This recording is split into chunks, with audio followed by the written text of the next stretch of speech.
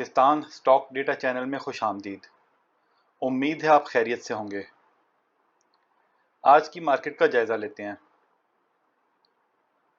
Overall तो आज market में बहुत ही कम वॉल्यूम लगे और बहुत से ऐसे शेयर्स हैं जो अपनी ही जगह पे खड़े रहे या 10-20 पैसे नीचे आ गए।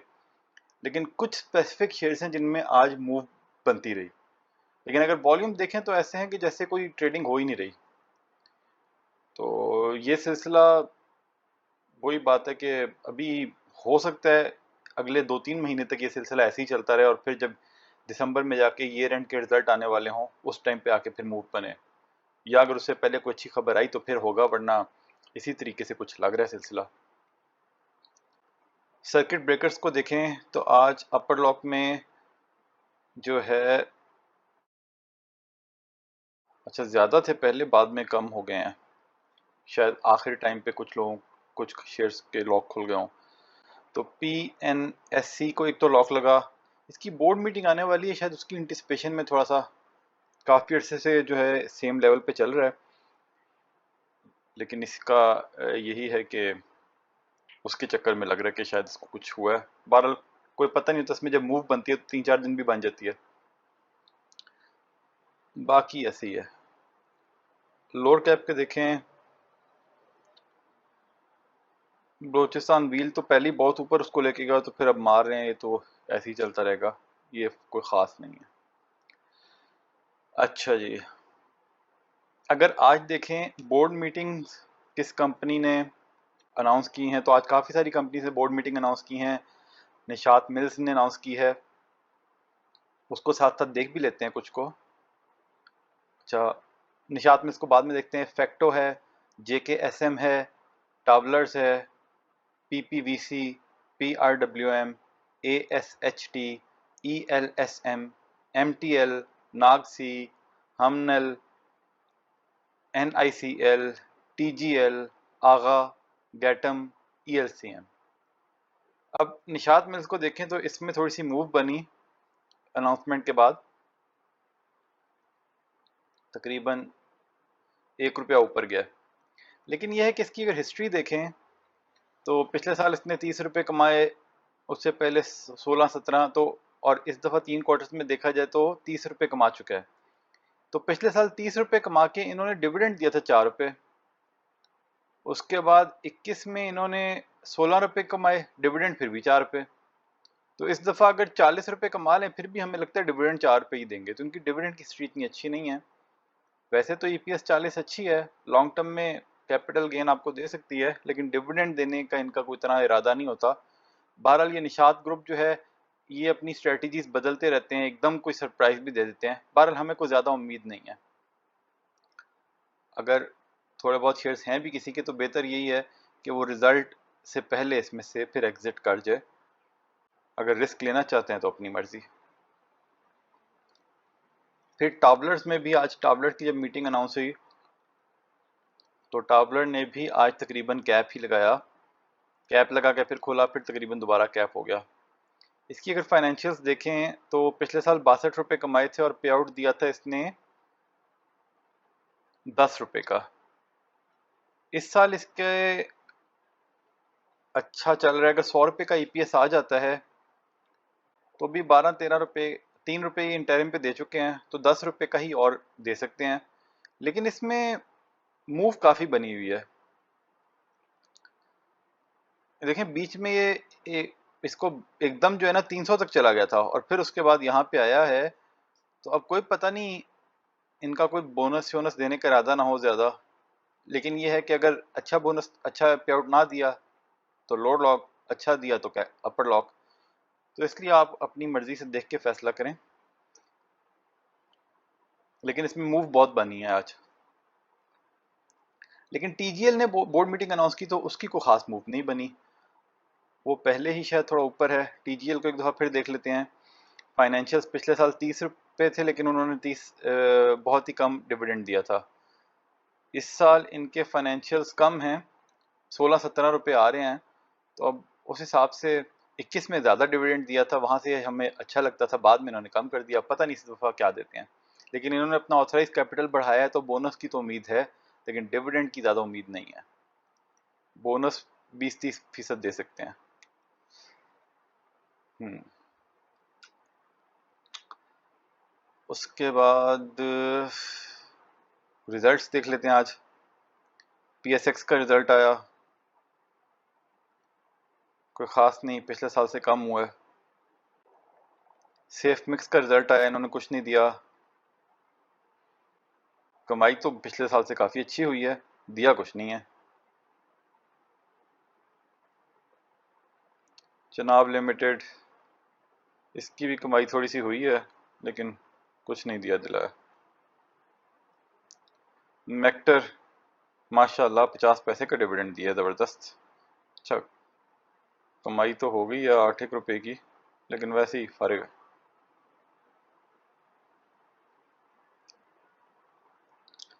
अच्छा जी, जीओसी पाकिस्तान, इन्होंने 2.5 रुपए का डिविडेंड दिया, 20 रुपए की अर्निंग है, लेकिन कोई इतनी खास नहीं, शायद 40 से 50 रुपए का है कहीं। अच्छा, बीको स्टील की तरफ हमने तवज्जो दिलाई थी कुछ दिनों पहले, थोड़ा सा रिस्की शेयर करके, क्योंकि इनका ये था कि इनका फाइनेंशियल जो है पिछले साल के अच्छे थे, 4.4 रुपए और 10 रुपए का डिविडेंड भी, 1 रुपए का डिविडेंड भी दिया था, और Q1 की भी फाइनेंशियल्स अच्छे थे। लेकिन एक तो इसमें हमने आपको बताया था बड़े से इन्होंने फाइनेंशियल अपने अपडेट ही नहीं किए थे, फिर इन्होंने ऑडिटर भी चेंज किया था। अब हमें जो है ना ये हमारे लिए लर्निंग है, क्योंकि आज इसका रिजल्ट अच्छा नहीं आया तो हमने थोड़े बहुत इसमें रिस्की शेयर्स करके लिए, उसे हमने लॉस में निकाल दिए। अब इट डजेंट मैटर, अब ये कल को 3 अपर लॉक्स भी लगा लेते हैं, हमें फर्क नहीं पड़ेगा, क्योंकि हम रिजल्ट की बेस पे इन्वेस्टमेंट या ट्रेडिंग करते हैं। तो हमने बेहतर समझा कि इसको लॉस में बुक कर लो। अब वही पैसे हमने एलपीएल में ट्रांसफर कर दिए हैं फॉर लॉन्ग टर्म पर्पस, वहां से साल में तो कम से कम वो रिकवर करा ही देगा ये, अभी ना सी तो इनका जो है, इनकी रिजल्ट की हमें वैसे समझ नहीं आई बिल्कुल भी ना। ये पहले हाफ ईयरली का इनका रिजल्ट आया है, पहले हम इसका ना लर्निंग पर्पजेस के लिए इसको सिर्फ देख लें।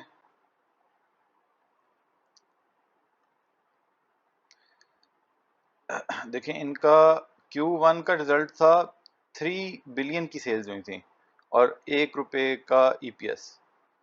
उसके बाद Q2 को देखें तो इनकी सेल्स इतनी कम, 50 मिलियन। ये क्या चक्कर है? ये कोई घपला है, इस कंपनी के साथ ना कुछ गड़बड़ है।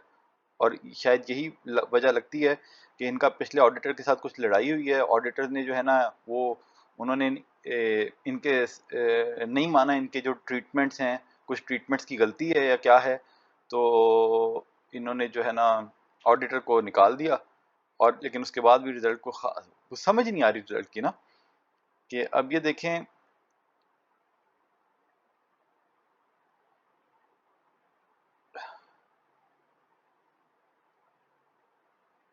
अब देखें 1 रुपए का ईपीएस था, इसके बाद इनका जो है ना दूसरे क्वार्टर में 7 रुपए का लॉस आया है, फिर भी हाफ ईयर का लॉस इतना कम, कुछ समझ नहीं आई। हाँ, वो सेल्स की वजह से है ना, सेल्स ही नहीं है तो इसलिए इसका इम्पैक्ट यहाँ पे नहीं आया, लेकिन सेल्स ही कुछ नहीं हुई। और सेल्स नहीं हुई तो कोई मसला है, तो सेल्स नहीं हुई ना। अगर उसके बाद क्वार्टर 3 का देखें तो क्वार्टर 3 में इन्होंने पता नहीं क्या किया, फिर से इन्होंने 20 रुपए की ईपीएस अपनी शो कर रहे हैं, सेल्स कम ही है, और कॉस्ट ऑफ सेल्स में नेगेटिव होना चाहिए तो पॉजिटिव डाल दिया। अब पता नहीं ये लोग क्या कर रहे हैं, कुछ समझ नहीं है इसकी तो जो है हमने तो मतलब वही कह रहा हूँ ना, इसके रिजल्ट की कुछ समझ नहीं आ रही कि चक्कर क्या चला रहे हैं। और ऐसी कंपनियां फिर वो जो है ना, इवन रिस्की इन्वेस्टमेंट के तौर पे ऐसी कंपनियों से दूर रहना चाहिए। तो हमने थोड़ा सा नुकसान तो हो गया, लेकिन बहरहाल हमने निकाल दिया। अच्छा, फिर वही हुआ कि लोगों को तो समझ तो है नहीं, पहला रिजल्ट आया तो इसमें एकदम लोड लॉक की तरफ चला गया। जब दूसरा रिजल्ट आया लोगों ने गौर से देखा नहीं, उन्होंने सिर्फ क्वार्टर 3 का रिजल्ट देखा कि 20 रुपए की ईपीएस है, तो फिर ये एकदम अपने जो है अपर लॉक के पास चला गया। लेकिन फिर शायद कुछ लोगों को समझ आई तो फिर थोड़ा सा नीचे आया। और इस इस वक्त की सिचुएशन ये है कि इसका 1 रुपए का लॉस शो कर रहे हैं, लेकिन समझ कुछ नहीं आ रही कि इस कंपनी के साथ क्या चल रहा है, तो स्टे अवे। अच्छा जी, ये हो गया। अब एक खबर जो है एक इम्पॉर्टेंट खबर है वो देख लेते हैं। आज ये जी ATRL ने अपना ये फाइनेंशियल स्टेटमेंट्स एनुअल पब्लिश किए, तो इस पे हमने वैसे ही देख लिया प्राइसिंग फार्मूला को दोबारा ना, वही जो हमने अगर तो ये अपडेट उनके लिए है जिन्होंने हमारी पिछली ATRL की वीडियो देखी है, बेहतर उन्हीं को समझ आएगा। लेकिन फिर भी हम जिन्होंने वो वीडियो नहीं देखी उनको समझाने के लिए बता देते हैं कि रिफाइनरीज का कुछ हुकूमत के साथ एग्रीमेंट था 2001 में हुआ था, जिसके मुताबिक वो जो 2001 का जुलाई में उनका पेड अप कैपिटल था उसके 50% से ज़्यादा पे आउट नहीं दे सकते, जो कोई अटक रिफाइनरी के केस में डेढ़ रुपये शायद बनता है। यानी कि उन्होंने इस साल 270 रुपये भी कमा लिए, लेकिन उनको उस एग्रीमेंट की वजह से इजाज़त ही नहीं है कि वो ₹1.5 से ज़्यादा अपने शेयर होल्डर्स में बांट सकें। वो हुकूमत के साथ उनका प्राइसिंग एग्रीमेंट इस तरह का हुआ और किसी को आज तक तौफीक ही नहीं हुई कि उसको दोबारा से देख ले। उसके मुताबिक सारा उन्होंने फालतू पैसा रिजर्व में डाल देना है फॉर एक्सपेंशन ऑफ रिफाइनरीज। तो और अभी भी जो उन्होंने तकरीबन 12 रुपए का शायद डिविडेंड दिया था, 12 या 12.5 का, वो भी इसलिए दिया था कि वो जो 10-11 रुपए उन्होंने कमाए, वो जो उन्होंने अपनी एसोसिएटेड कंपनी से उनको डिविडेंड मिला वो तकरीबन इतने का था और वही सिर्फ उन्होंने अपने शेयर होल्डर्स में बांटा। तो ये इतनी फजूल सी चीज थी जिसकी वजह से आज तक इन्होंने डिविडेंड अच्छा नहीं दिया, इतनी अच्छी कमाई के बावजूद भी। लेकिन अब इसमें बहुत ज़बरदस्त और बहुत इंपॉर्टेंट इंफॉर्मेशन आई है कि यहाँ पे ये उन्होंने तो यही लिखा है ना कि यहाँ पे वो रिस्ट्रिक्शन थी कि पेड अप कैपिटल का 50% से अबव नहीं हो सकता। However, after notification of the refining policy for existing refineries, ये जो अभी पीछे रिफाइनरी पॉलिसी बनी है, this requirement shall be suspended, superseded and will not be applicable for future periods। इसका मतलब ये है, इससे जो बात समझ आती है कि आज से पहले जितना प्रॉफिट उन्होंने कमाया वो तो उस एग्रीमेंट, पुराने एग्रीमेंट के तहत इन्होंने एक रिजर्व फंड में ट्रांसफर कर दिया है, वो अपने शेयर होल्डर्स में नहीं बांट सकते। लेकिन आज के बाद से इनको जो भी प्रॉफिट होगा उस पर कोई रिस्ट्रिक्शन नहीं है, अगर ये चाहें तो ज्यादा डिविडेंड अपने शेयर होल्डर्स में तकसीम कर सकते हैं। हो सकता हो सकता है यही एक वजह हो जिसकी वजह से ATRL में भी आज तेजी रही, और ये एक बहुत ही अच्छी न्यूज़ है हमारे मुताबिक। हमने ATRL को अपनी अपनी वॉच लिस्ट में से क्या अपनी पोर्टफोलियो में से निकाल दिया था, लेकिन अब हम उसको दोबारा शामिल करने का सोच रहे हैं। बल्कि 200-400 शेयर्स तो हमने आज खरीदे भी, लेकिन हम इसको अपने पोर्टफोलियो में स्लोली एंड ग्रेजुअली बिल्ड करने का सोच रहे हैं। अच्छा, ये ज़रूरी नहीं है कि इस रिस्ट्रिक्शन के हट जाने के बाद भी ये कंपनी ज़्यादा डिविडेंड देना शुरू कर दे, लेकिन क्योंकि अटक ग्रुप एक ऐसी कंपनी है जो अपने दूसरे शेयर्स में, आपने देखा होगा, POL में बहुत अच्छा डिविडेंड देते हैं, APL में उतना अच्छा डिविडेंड नहीं है लेकिन फिर भी मुनासिब डिविडेंड है, तो देयर इज़ अ पॉसिबिलिटी कि ये अगर इनकी कमाई ऐसी होती रहती है तो ये अपने डिविडेंड को यहाँ से थोड़ा सा बढ़ा लें। अब ये पता नहीं इनको पॉलिसी रिफाइनरी एक्सपेंशन प्रोजेक्ट के लिए कितने पैसे चाहिए। अगर उनको बहुत ज़्यादा पैसे चाहिए जो रिजर्व्स में पड़े हैं उससे भी ज़्यादा चाहिए, फिर तो हो सकता है वो डिविडेंड अभी ना बढ़ाएं। लेकिन अभी ना सही, अगले साल 2-3 साल 4 साल बाद अगर ये रिफाइनरी ग्रो करती है और अगर वो या अपने प्रॉफिट्स को सस्टेन करती है तो ये डिविडेंड की तरफ हमें उम्मीद है, बेहतर डिविडेंड की तरफ आएंगे। क्योंकि बात ये है कि ये उस रिस्ट्रिक्शन की वजह से नहीं दे पा रहे थे, वरना कोई, हमें नहीं लगता कि इनकी कोई ज़ाती ख्वाहिश होगी कि ये ना दें। बहरहाल अगेन आप लोग एक काम ये कर सकते हैं कि अगर इसकी AGM हो और आप इसके शेयर होल्डर हैं तो वहाँ पे जाएं। अगर इसका कॉर्पोरेट ब्रीफिंग सेशन हो तो उसमें आप इनसे पूछें कि भाई इनका डिविडेंड का इस रिक्वायरमेंट को हट जाने के बाद फ्यूचर में डिविडेंड देने का क्या प्लान है। तो ये उन पे ज़्यादा से ज़्यादा शेयर होल्डर्स जब पूछेंगे तो उन पे प्रेशर भी पड़ेगा और वो ये भी जान जाएंगे कि भाई शेयर होल्डर्स डिविडेंड चाहते हैं। बहरहाल ये बहुत ही पॉजिटिव न्यूज़ हमें तो लगी है। आप अपने ब्रोकर से भी कंसल्ट कर सकते हैं। वैसे कई ब्रोकर्स को तो सिर्फ टेक्निकल्स भी देख रहे होते हैं, इन चीज़ों के बारे में उनको पता ही नहीं होता। बहरहाल आप ब्रोकर से भी कंसल्ट कर सकते हैं इस अंडरस्टैंडिंग को वैलिडेट करने के लिए। हम्म बल्कि अगर हम देखें डिविडेंड लिख के सर्च करते हैं, हमें लगता है एक जगह पे इन्होंने मेंशन भी किया था।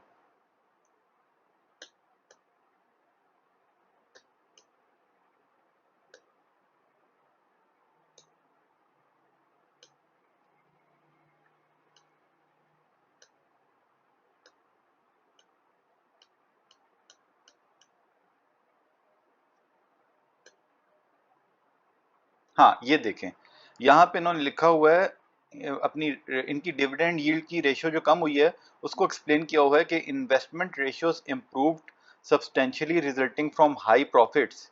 Decline in the dividend pay out ratio was due to the capping on distribution of dividend from refinery operations. यानी कि इस स्टेटमेंट से ये ऐसा महसूस होता है कि ये देना चाहते थे डिविडेंड, लेकिन सिर्फ उस रिक्वायरमेंट की वजह से नहीं दे पाए। तो हो सकता है फ्यूचर में ये बेहतर डिविडेंड दें। और इनकी ईपीएस आप देख ही चुके हैं,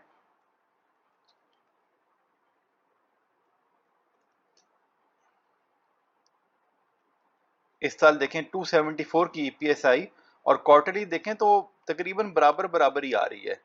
तो उससे there is a huge possibility कि अगर इनकी इस तरह की 200-250 तक की भी ईपीएस चलती रहे 24 में 25 में, तो देयर इज अ पॉसिबिलिटी कि ये जो है 30 से 50 रुपए का डिविडेंड तो हमारे मुताबिक इनको फिर देना ही चाहिए।